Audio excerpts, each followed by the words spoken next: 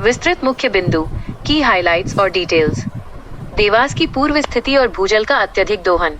मध्य प्रदेश के मालवा क्षेत्र में स्थित देवास कभी पानी से समृद्ध माना जाता था, जहां लबालब तालाब, छलकती तलैया और कुओं से सुबह होना इस क्षेत्र की पहचान हुआ करती थी।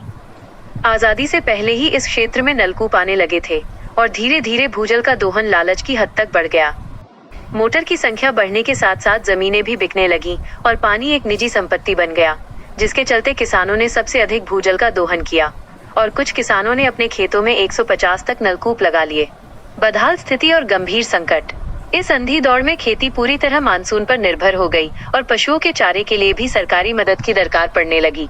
यहाँ तक कि सूखे का असर खेतों से निकलकर घरों तक पहुँच गया। पानी की कमी के कारण साफ सफाई की समस्या बढ़ी, महिलाओं की परेशानियां बढ़ी और पानी भरने की जिम्मेदारी के कारण लड़कियों की पढ़ाई पर असर पड़ने लगा। हालात इतने बदतर हो गए कि कई गांवों में शादी के रिश्ते तक आने बंद हो गए। बीमारी, पलायन और सामाजिक समस्याएं बढ़ने लगी। खेत छूट गए, सपने छोटे हुए और देवास बदहाल हो गया। साझेदारी का मॉडल और प्रशासन का हस्तक्षेप।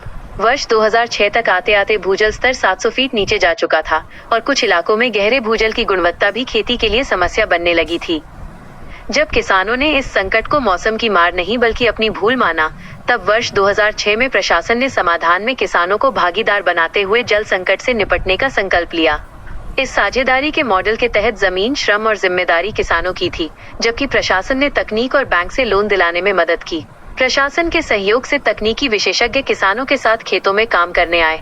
किसानों ने अपनी जमीन का करीब 5% हिस्सा तालाबों के लिए दिया और साल भर में करीब 10,000 तालाब बना दिए गए। सकारात्मक परिणाम और देवास की नई मिसाल। तालाब बनने के बाद भूजल रिचार्ज हुआ और खेतों में हरियाली आई, जिससे किसानों को दूसरी फसल के साथ नई आय का रास्ता मिला।